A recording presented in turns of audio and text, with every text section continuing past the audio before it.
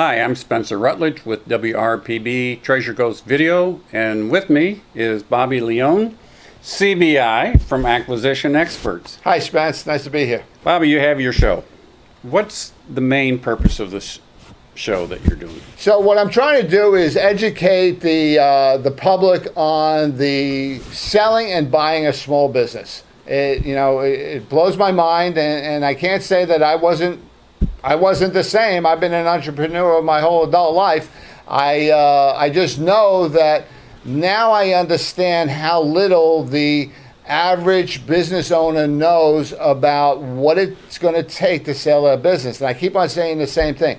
Every business owner is going to exit their business someday and at some point.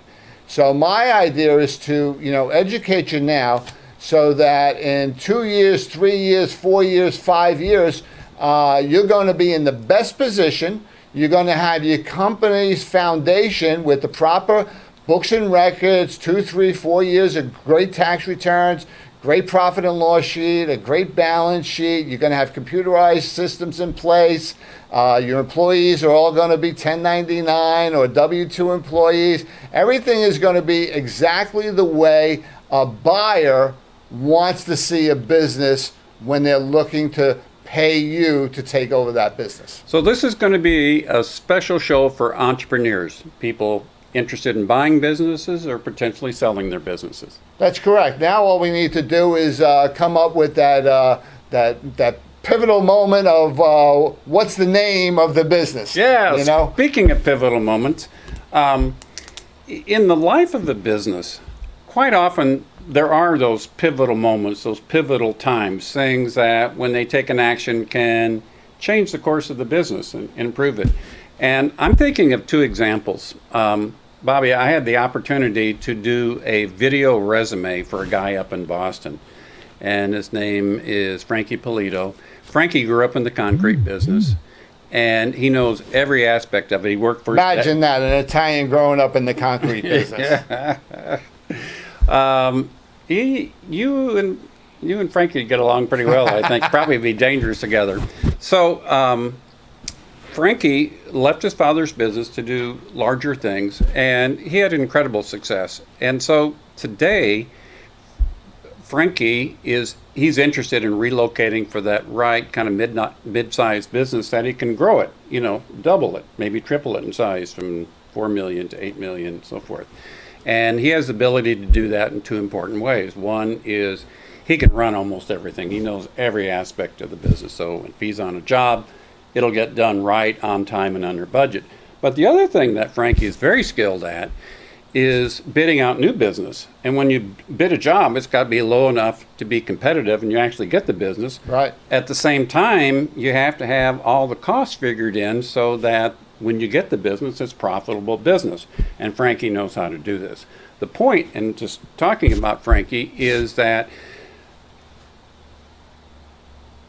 any business that would hire him, I think that would be a pivotal moment because he would be a key employee that has the ability to really impact the business and grow it. Absolutely. So, when we look at businesses, one of the first questions I ask the business owner after we get through, the financial questions are, do you have any key employees? Because if you are the owner of the business and you're, for lack of better words, the chief cook, bottle washer, dishwasher, it's very hard for you to grow the business. So if you have this opportunity to hire an expert in that particular field, like a Frankie in the concrete industry or construction industry for that matter, you are now going to put your company in a position that it's going to take a major change. It's going to pivot from where you were to the next level. It might take 3 months, 6 months, 9 months, might take a year. But the acquisition of that employee, that key employee, is going to be critical to the business because now it's going to free you up, the business owner, to be able to go out and either do those capital improvements we were talking about, or we're going to talk about in the future, or the marketing of doing things like this, having a TV show, marketing on Facebook, social media, and a web page. So bringing on a key employee could be pivotal.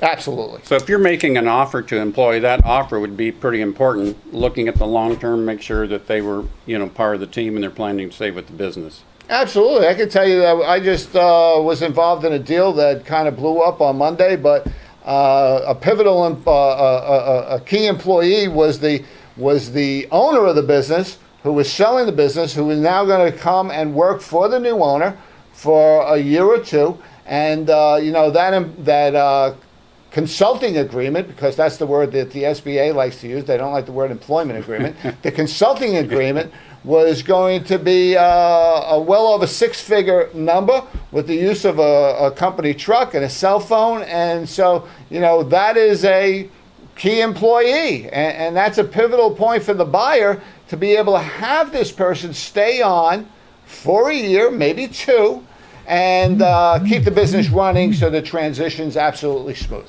So that's one good example of a pivotal moment, bringing on someone that can really help the business grow and increase the value. Another example that comes to mind is, I'll just call it investing in the business. Yep. And I like to draw from my own, experience and examples. So during this COVID downturn, we made a significant investment in our business, not just dollars to bring in new computers and studio management software, but the time to set it up and so that it works right. And we've invested 3 months of our time that we probably wouldn't have been able to do if we were really, really busy. Right. It was always a plan. And so that's in place right now. We're using it. And I can tell you, Bobby, that it puts us in position of at least doubling, probably tripling the amount of work that we can do in the same amount of time. It gets back a lot faster, and it's really quality stuff. And we're a different company than we were 3 months ago. Absolutely. So we made that investment. So, when I look at any company, I go in and I take a walk through, and restaurants, for the most part, have the hardest time with this. And that's why sometimes I love the idea of a franchise, because franchises kind of make that investment, whether you want to or not. You got to keep the look up. Look at the tropical smoothie cafes; they all have a new look to them. Wasn't crazy. It was like a $30,000 investment for all of their players. But to go into some places and you go into a kitchen and you see restaurant equipment that's been there for 10, 20, 30 years, and their attitude is, well, it works. Well, yeah, that's great, it works, but if you're looking to sell your business and you take a buyer in there, the first thing he sees is capital expense. He has to now start replacing that stove, that convection oven, those fryers, that grill, that dishwasher, whatever is in there, he just sees old.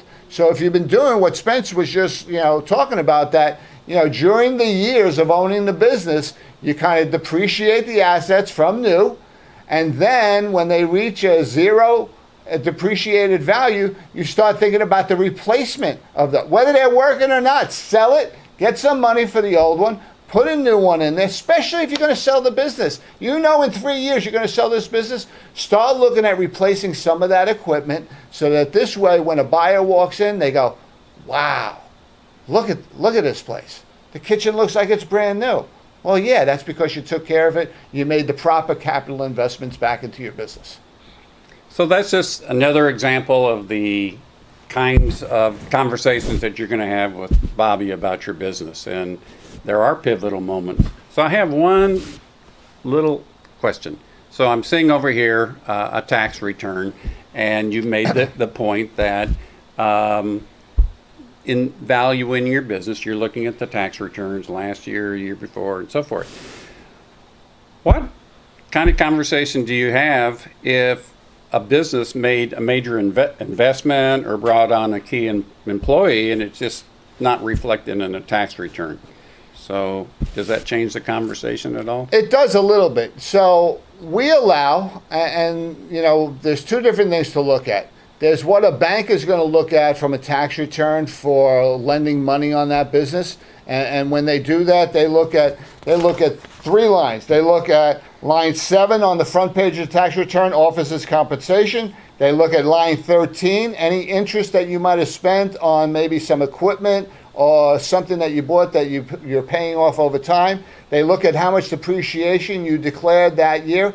And then on line 21, what was the actual net of the business? So when we look at, what the bank looks at, that's one part of it. On the P&L, we pull out any and all of the other personal expenses that are involved. But there's this gray area. There's this one-time expense that can be added back, and the bank will look at that. And we as business brokers, we need to know that. You might have went and changed your AC units this past year so that you would have a more comfortable dining room and spend $10,000, $15,000, $20,000 on that. And I'm interviewing you about the business. It's not showing up as an expense anywhere because it was a capital expense. It's over on the balance sheet somewhere. We're not talking balance sheet. You don't even have a balance sheet. And so you spent $20,000. I don't see it. And we need to bring that out onto the table. So if nothing else, any entrepreneur that you sit and have a cup of coffee with and you're talking about the business, that's going to be a worthwhile, probably entertaining and eye-opening time for them. Absolutely. They usually want to buy me the second cup of coffee. That could be your tagline. You never know. So anyway, Bobby Leone, CBI, thank you for coming on, and tune in to some of his other shows. Thanks, Spence. Have a great day.